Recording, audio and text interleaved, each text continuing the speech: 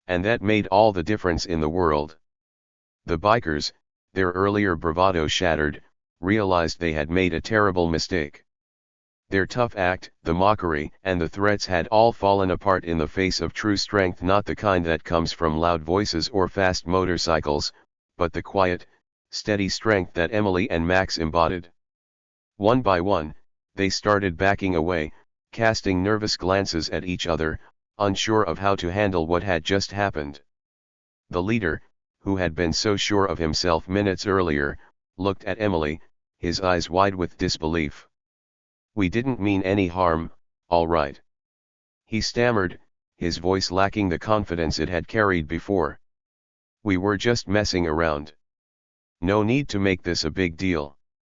But Emily didn't respond to his weak apology. She didn't need to. Her silence, the calmness in her posture, and the quiet presence of Max by her side said more than any words ever could. The bikers, now clearly